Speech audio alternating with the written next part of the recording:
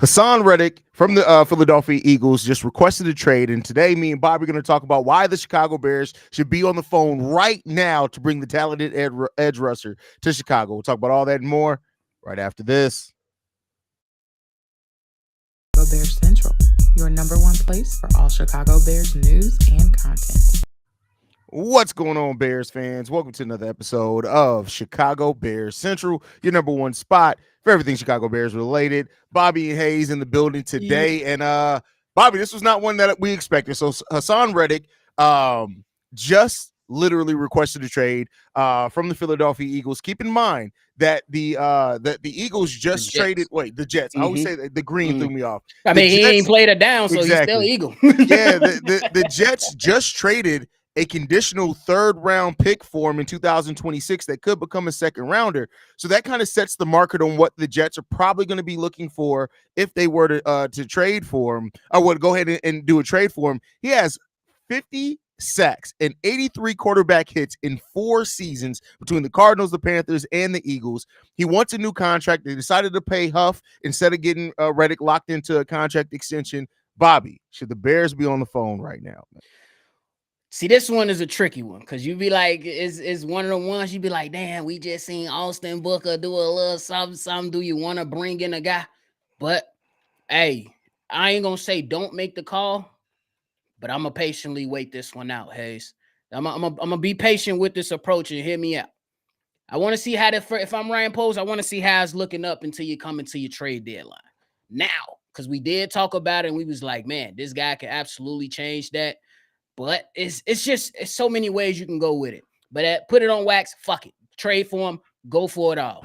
I say after just seeing 20 plays of Caleb Williams and the belief that you have on the offensive line and everybody starting to come around, fuck it. I ain't even gonna beat around the bush anymore and try to rationalize everything. But I say go for it. Right now, you ain't got to pay Caleb Williams, so fuck it. And you got other things to worry about, but go for it. Go for it. Who cares? Go for it at this point. And I get that, and like, I don't get me wrong. There's part of my mind as well that looks at this and says, okay, we do have Austin Booker, who is promising, and he's a rookie that we just drafted. Do we want to automatically, while he's showing out, do we want to say, hey, no matter what you show, you're going to be coming off the bench? But then I think about specifically, if this was any other team, any other defensive coordinator, maybe I would be more in line with, hey, let's just let Austin Booker show what he has. Let's wait till the trade deadline. But keep in mind, this is an Eric Washington-led defense that rotates their defense so often to keep everybody fresh. So even with being the third edge on the depth chart, you're going to automatically play a little bit more than you would on any other team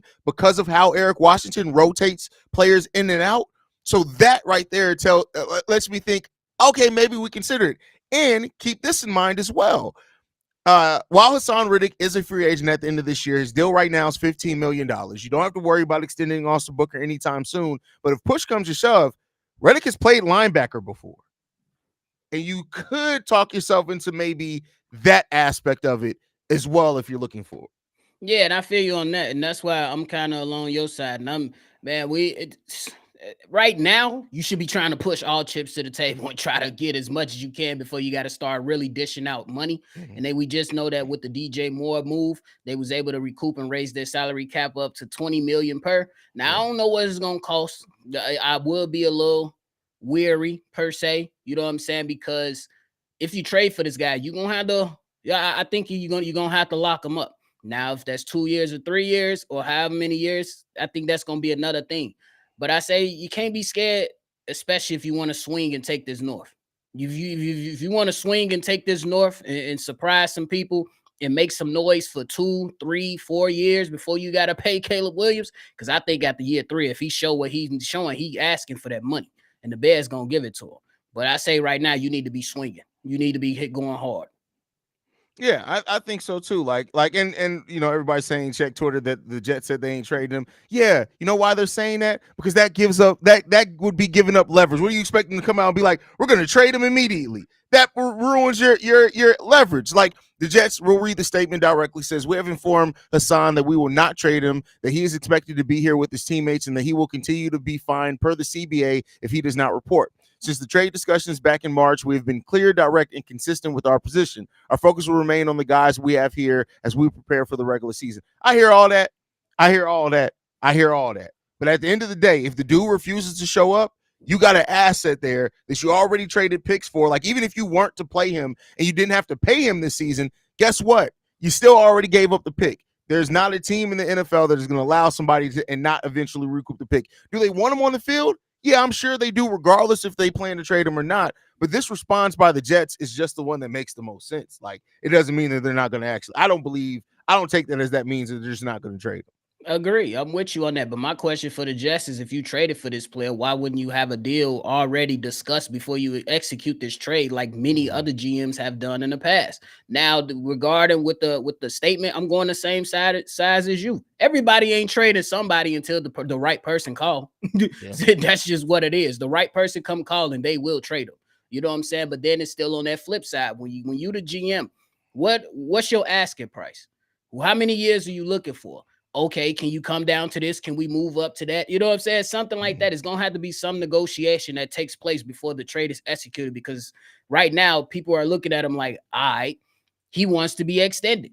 What is the price? It's the same thing with Brandon Ayuk. You know what I'm saying? He asking for a specific dollar. He not just going to say, yes, send me to the Steelers. He still want to get paid. So if you still making a move for his guy, you still got to go out there and pay him.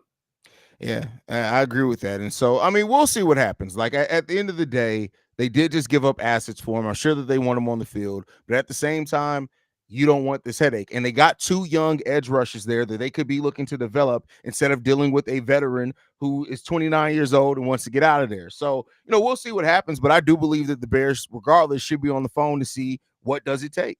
I'm with you on that, bro. You and me personally, I believe when the news came out, Ryan Poles was like, we don't know where he should be at Hallis Hall today, but he definitely scratching his chin here for sure. He definitely thinking about it because, bro, like, I love what Austin Booker has been doing, and you want to see him continue to do that. But I think right now, like, me being reserved and conservative will be, no, just let Austin Booker, let's wait and see, like we alluded to in the beginning. But if you want to swing, you got to swing and see what it costs. See what it costs. Because you ain't getting that many opportunities once you pay this quarterback. It's going to be a lot of building through the draft. Yeah. This is the opportunity to get everybody in as best as they can. And I think offensive line, too. I know a lot of people are saying, well, I'd rather them trade for offensive linemen. Here's the thing I'm going to tell y'all. Offensive linemen are one of the most expensive positions to get a good one. And if you can draft an offensive lineman and develop them, that's going to be, again, everything set up. If you look at the Bears, every contract, everything that they're signing, they're looking at that 4-year mark when they're going to have to extend Caleb Williams. Bringing in offensive linemen could change that. So I'm not saying that he won't. That's the thing about Ryan Poles. He maintains flexibility if you get an offensive lineman with a couple of years left on his deal, things like that.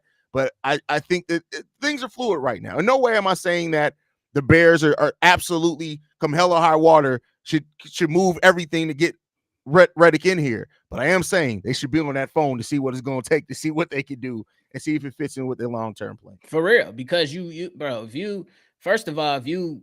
we already got a few questions in regards to the trenches on both sides, defensive end and then, the interior line. If you can go ahead and shore up one of those issues, cool, you move with that.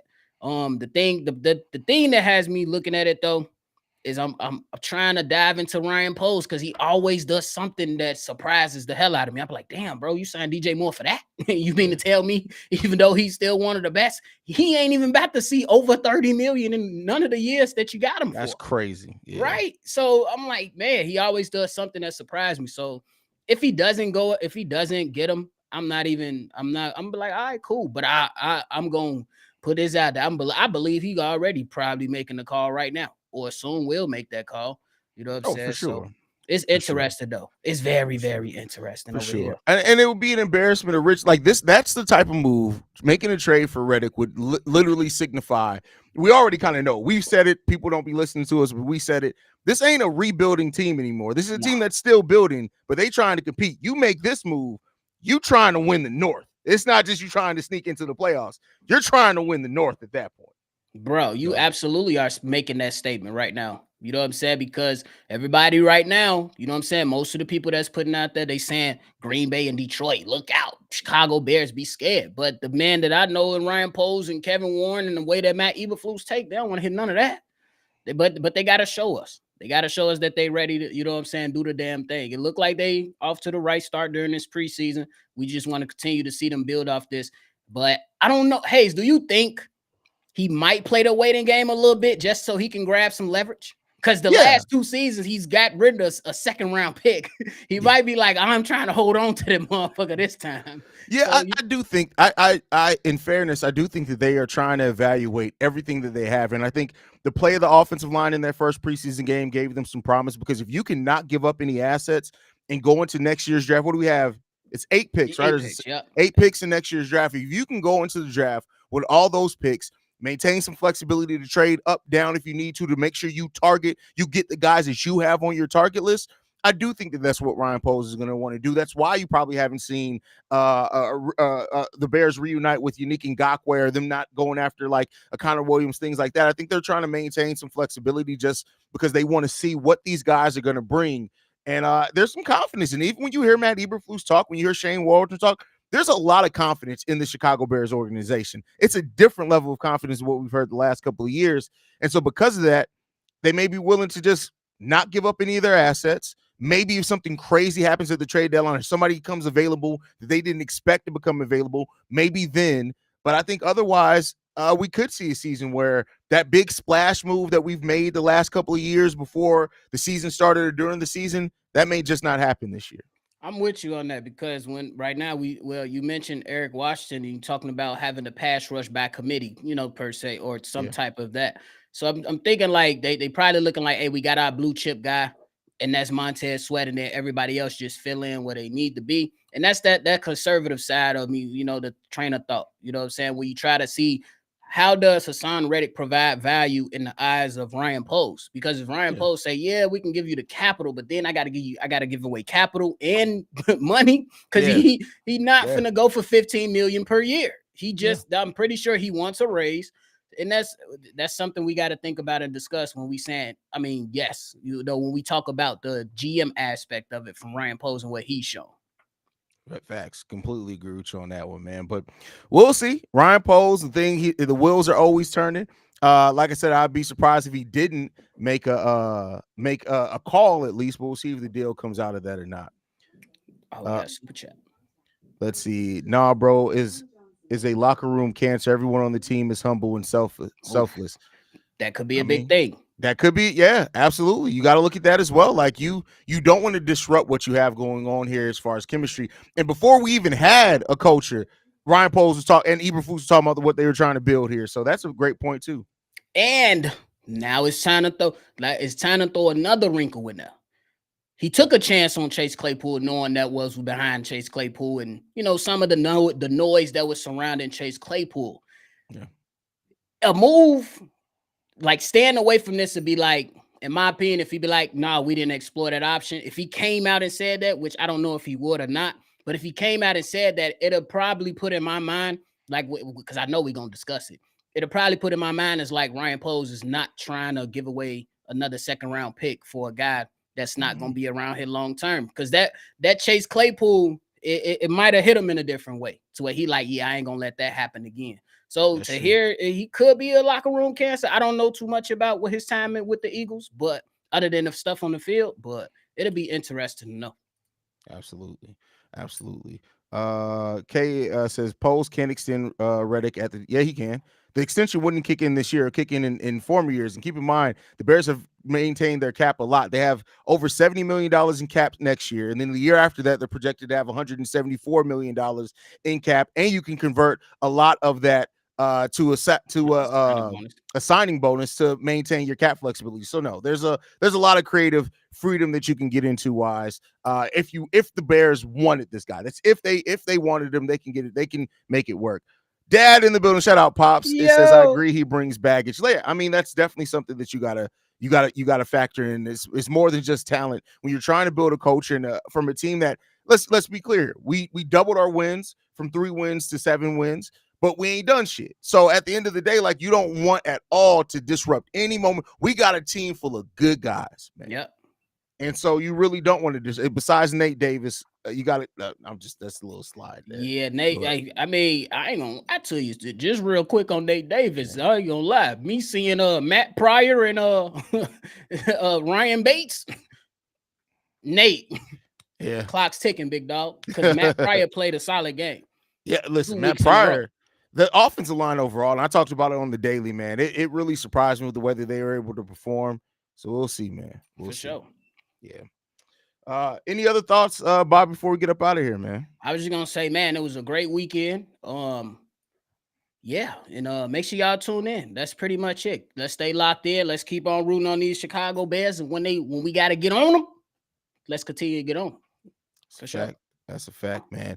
We appreciate you guys, man. Make sure you guys hit that subscribe button. We did pass 16,000 subscribers, so we still pushing. The goal is 20K by the end of the season, so we still got about 4K that we need to add. If you're a Chicago Bulls fan, go and check out Chicago Bulls Central as well. I'm 91 subscribers away from 20K over there. Dad, I expect you to send everybody your son's channel that you know and tell them to hit that subscribe button. I want to be to 20K by the end of the week. We'll see if it happens.